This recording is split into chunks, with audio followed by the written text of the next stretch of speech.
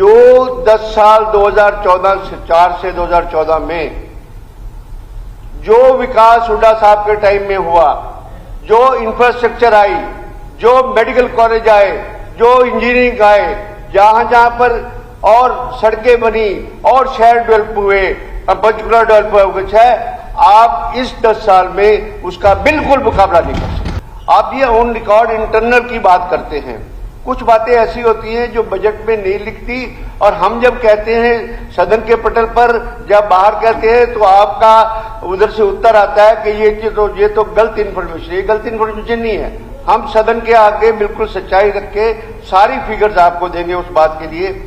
20,599 का revenue deficit किया है। ये एक स्टेट के लिए बड़ा डेंजरस स्टंट है। आप अपनी इनकम, रेवेन्यू रिसीट को नहीं बढ़ा सकते, ये किसकी कमजोरी है? आप कर्जा लेके रेवेन्यू डेफिसिट को पूरा करते हो, ये परंपराएं गलत हैं। इस परंपराओं से देश तरक्की नहीं करता, प्रांत तरक्की नहीं करता। उसके बाद सर, ऑनरेबल स्पीकर सर, आपको ये बता दूं मैं इस बात के लिए कि आप हमेशा ही पुरानी बातों को कंपेयर करते हैं। मैंने 10 साल जेबी देखे। आप मुख्यमंत्री हैं, स्टेट के लिए अच्छा करेंगे। जो 10 साल 2014 से 2014 में जो विकास हुड्डा साहब के टाइम में हुआ, जो इंफ्रास्ट्रक्चर आई, जो मेडिकल कॉलेज आए, जो इंजीनियरिंग आए, जहां जहां पर और सड़कें बनी और शहर डेवलप हुए, पंचकुला डेवलप हुआ कुछ है, आप इस 10 साल में उसका बिल्कुल मुकाबला नहीं कर सकते। कोई भी मुकाबला कहीं से करके दिखा दो, किस चीज के लिए कितने पैसे खर्च किए आए थे, उनकी गिनती करूंगा तो लंबा हो जाएगा मुख्यमंत्री जी। और 2014-15 के अंदर जब आपको हमने सरकार दी थी, आपने सरकार ली थी, 2013-14 के अंदर रेवेन्यू डेफिसिट आदरणीय मुख्यमंत्री जी सिर्फ 3875 करोड़ रुपए था। You compare that in 10 years, you have increased the revenue deficit 6 times, which is not good for the economy. उसके बाद सर,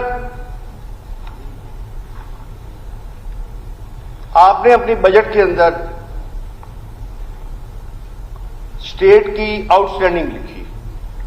ठीक है, आपने कहां से डेटा लिया होगा, ठीक है, मैं उस डेटा को डिस्प्यूट नहीं करता, लेकिन वो फिगर है honourable chief minister sir, through honourable speaker के आपके मैं एड्रेस कर रहा हूं, 3,52,819 करोड़। वेयर एज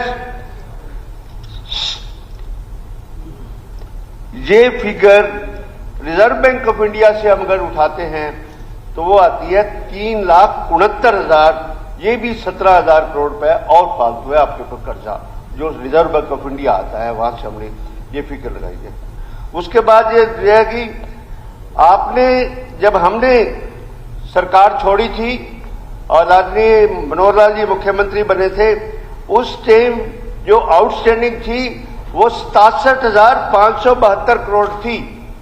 और उस टाइम इस बात के लिए बड़ा ये हुआ कि आपने उदय बीच में नहीं जोड़ा, आपने इलेक्ट्रिसिटी का बिल नहीं जोड़ा, आपने डिस्कॉम का नहीं जोड़ा। आप उस टाइम इस सदन के सदस्य थे, उस टाइम बाद में आप एमपी बने उस टाइम। चलो वो भी बढ़ा देते हैं, वो बढ़ा के हमारे टाइम में 79, क्योंकि आपने वो 11,000 बढ़ा दिया, उसके बाद तो 79 और 79,608 करोड़ आउटस्टैंडिंग अगेंस्ट स्टेट था। और जो आज के दिन में 3,69,241 करोड़ है। अब आप देख लीजिए कि आप स्टेट की आउटस्टैंडिंग कहां जाएगी। आप ये ऑन रिकॉर्ड इंटरनल की बात करते हैं। कुछ बातें ऐसी होती हैं जो बजट में नहीं लिखती, और हम जब कहते हैं सदन के पटल पर, जब बाहर कहते हैं तो आपका उधर से उत्तर आता है कि ये तो गलत इन्फॉर्मेशन। ये गलत इन्फॉर्मेशन नहीं है। हम सदन के आगे बिल्कुल सच्चाई रख के सारी फिगर्स आपको देंगे उस बात के लिए। स्मॉल सेविंग्स पीपीएफ जीपीएफ का जो लायबिलिटी स्टेट के ऊपर है सर, वो 48,000 करोड़ है। उसके बाद आपने बजट के पैरा नंबर 22 के अंदर स्पीच के अंदर कहा है आपने, हमारे पास टोटल 43 उपक्रम हैं और 14-15 के अंदर कुल बकाया जब सरकार छोड़ी तो 69,922 करोड़ था और 23-24 में घटकर 68,295 करोड़ रह गया। इसका मतलब यह है कि इन उपकरणों में आप 1,000 करोड़ भी नहीं घटा सके 10 साल के अंदर। कहीं से घटा ही नहीं सके आप उस बात के लिए।